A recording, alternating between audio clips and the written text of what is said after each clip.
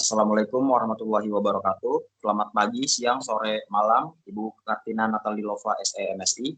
Kami di sini dari kelompok 6 akan mempresentasikan materi PSAK 110. Sebelum itu, kami akan memperkenalkan diri. Next. Yang pertama ada Kak Paulina Atulolon, yang kedua Kak Gusti Ratnasari, dan yang ketiga Tegar Satria Wibowo, yang keempat Muhammad Brayana Winata, dan saya sendiri Robianto. Selanjutnya, materi akan disampaikan oleh Brian.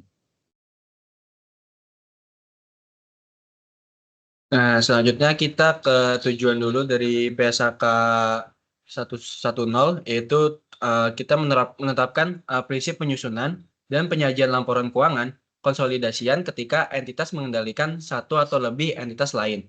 Nah, di sini ada kayak mendefinisikan prinsip pengendalian dan menetapkan pengendalian sebagai dasar konsolidasi, lalu menetapkan bagaimana cara prinsip pengendalian untuk mengidentifikasi apakah investor mengendalikan investi sehingga investor mengonsolidasi investi, lalu mensyaratkan entitas atau entitas induk yang mengendalikan satu atau lebih entitas lain, seperti entitas anak, untuk menyajikan laporan keuangan konsolidasian.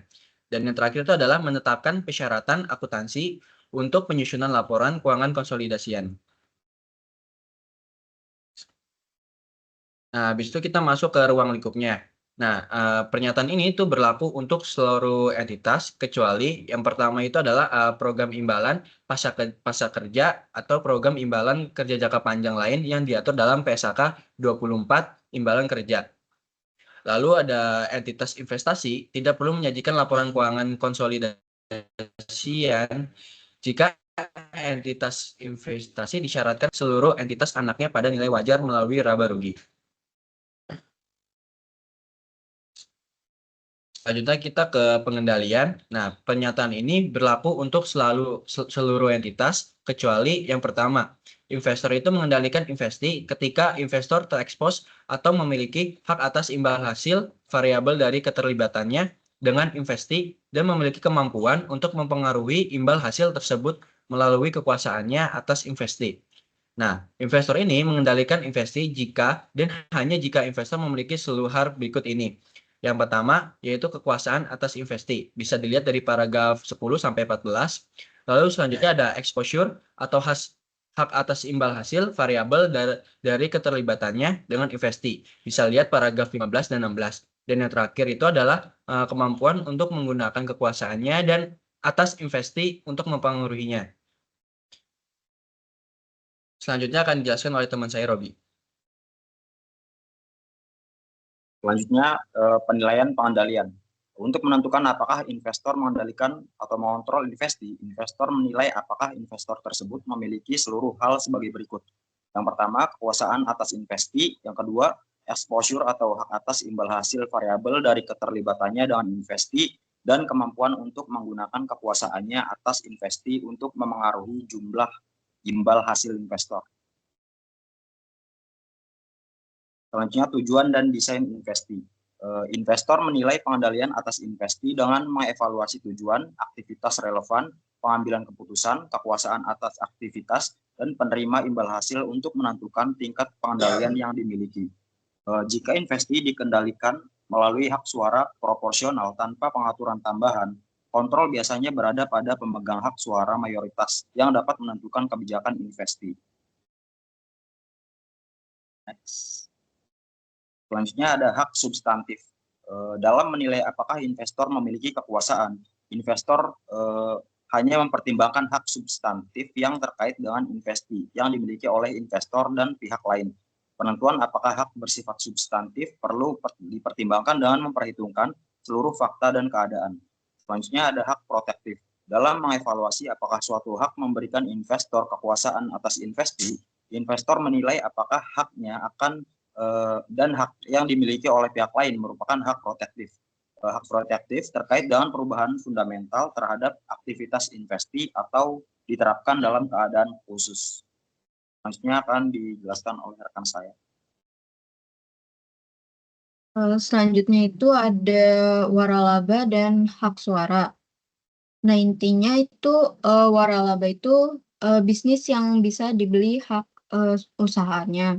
Sementara kalau hak suara itu adalah hak untuk memberikan pendapat dan mengambil keputusan dalam bisnis waralaba. Nah, pemilik waralaba asli biasanya punya hak suara lebih banyak karena mereka itu yang membangun bisnis dari awal.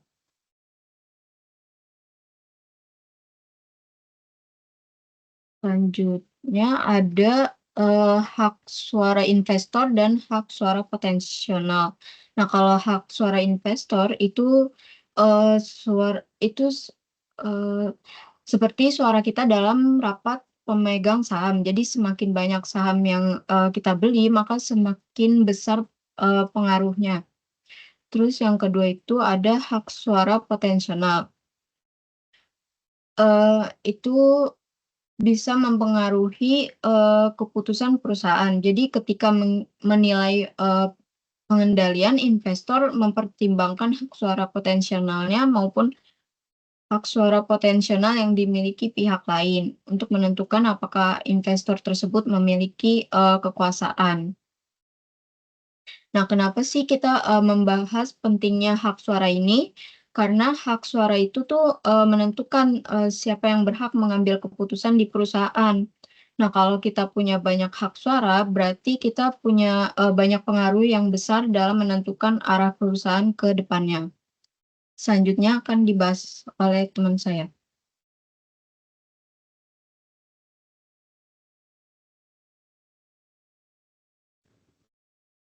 Selanjutnya di sini saya akan menjelaskan exposure atau hak atas imbal hasil variabel investasi. Imbal hasil variabel adalah imbal hasil yang tidak tetap dan memiliki potensi untuk bervariasi sebagai hasil dari kinerja investasi. Imbal hasil variabel dapat hanya positif, hanya negatif, atau positif dan negatif. Investor menilai apakah imbal hasil dari investasi ini bervariasi dan seberapa bervariasinya imbal hasil tersebut berdasarkan substansi pengaturan dan tanpa memperhatikan bentuk legal dari imbal hasilnya. Selanjutnya ada hubungan antara kekuasaan dan imbal hasil. Yang pertama ada delegasi kekuasaan. Jadi investor ini dapat mendelegasikan wewenang pengambilan keputusannya kepada agen dalam beberapa isu tertentu atau seluruh aktivitas relevan. Ketika menilai apakah investor mengendalikan investasi, investor tersebut memperlakukan hak pengembalian keputusan yang didelegasikan kepada agennya sama seperti saat dimiliki langsung oleh investor. Yang kedua adalah lingkup wewenang pengambilan keputusan. Pengambilan keputusan mempertimbangkan tujuan dan desain investasi, risiko di mana investasi didesain untuk terekspos, risiko yang didesain untuk diteruskan kepada pihak yang terlibat, dan tingkat keterlibatan yang dimiliki pengambilan keputusan dalam desain investasi. Selanjutnya ada delegasi kekuasaan. Hak substantif yang dimiliki oleh pihak lain dapat mempengaruhi kemampuan pengambilan keputusan untuk mengarahkan aktivitas relevan investasi.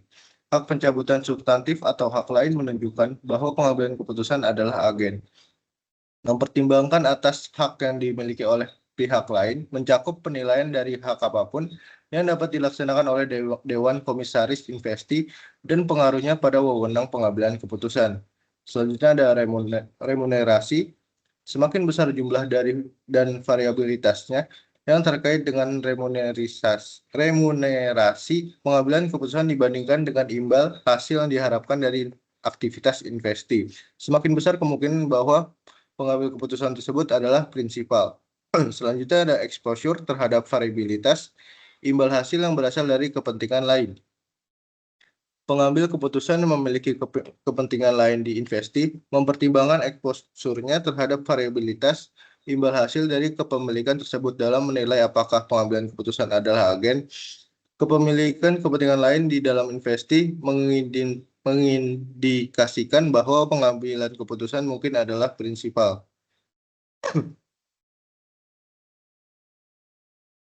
Selanjutnya ada hubungan dengan pihak lain. Ketika menilai pengendalian, investor mempertimbangkan sifat hubungannya dengan pihak lain dan apakah pihak lain bertindak atas nama investor atau agen de facto.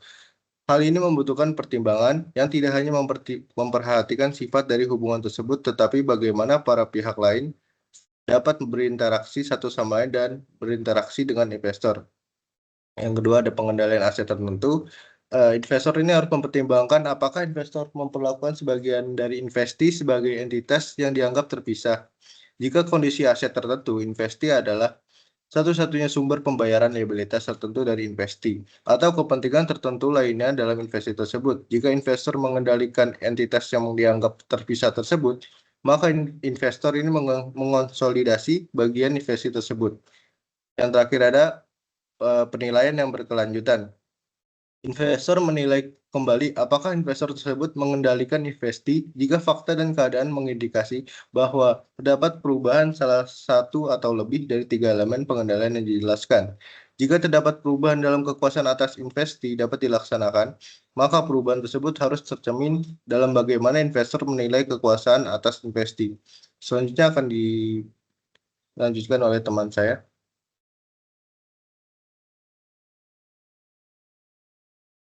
Selanjutnya ada penentuan apakah entitas adalah entitas investasi. Tujuan bisnis. Definisi entitas investasi mensyaratkan bahwa tujuan entitas adalah semata-mata berinvestasi untuk kenaikan nilai modal, penghasilan investasi, contohnya dividen, bunga, atau pendapatan sewa, atau keduanya. Strategi pengakhiran. Rencana investasi entitas juga memberikan bukti mengenai tujuan bisnisnya. Salah satu fitur yang membedakan entitas investasi dari entitas lain adalah entitas investasi tidak memiliki rencana untuk memiliki investasinya secara tidak terbatas, melainkan memiliki investasinya untuk jangka waktu yang terbatas. Jika rencana investasi ekuitas dan investasi aset non-keuangan memiliki potensi untuk memiliki tanpa batas, maka entitas investasi memiliki strategi pengakhiran yang mendokumentasikan tentang bagaimana entitas berencana untuk mewujudkan peningkatan modal dari seluruh investasi ekuitasnya dan investasi aset non-keuangannya. Next. Pendapatan dari investasi.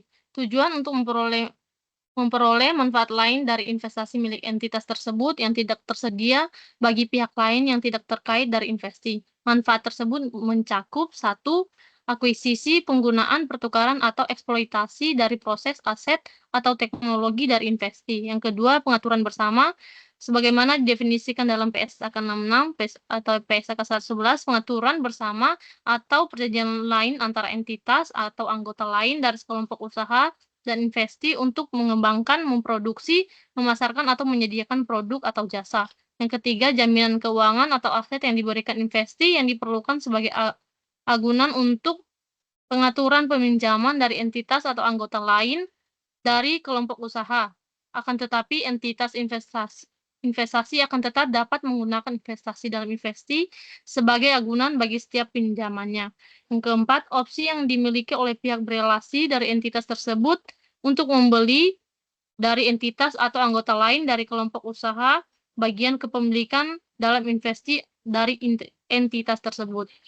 Yang kelima, kecuali sebagaimana yang dijelaskan dalam paragraf 85, transaksi antara entitas atau anggota lain dari kelompok usaha dan investasi yang dalam persyaratan yang tersedia bagi entitas yang bukan merupakan pihak berelasi baik dengan entitas anggota lain dari kelompok usaha maupun investasi, tidak berdasarkan nilai wajar atau merepresentasikan bagian dari substansial dari kegiatan usaha investasi atau entitas, termasuk kegiatan usaha entitas kelompok usaha lain. Next. Pendapatan dari pengukuran nilai wajar. Elemen penting dari definisi entitas investasi adalah bahwa nilai entitas tersebut mengukur dan mengevaluasi kinerja seluruh investasinya berdasarkan nilai wajar. Karena penggunaan nilai wajar menghasilkan informasi yang lebih relevan daripada, sebagai contoh, mengonsolidasi entitas anak atau menggunakan metode ekuitas untuk kepentingan pada entitas asosiasi atau ventura bersama. Dalam rangka menunjukkan bahwa entitas memenuhi unsur tersebut,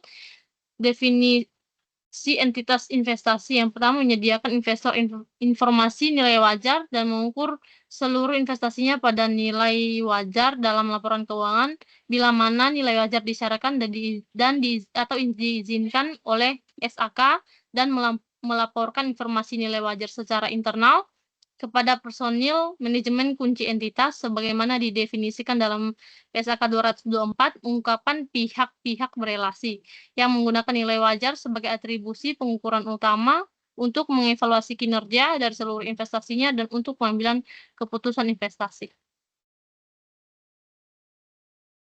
Demikian presentasi dari kelompok kami, kurang lebihnya mohon maaf, terima kasih.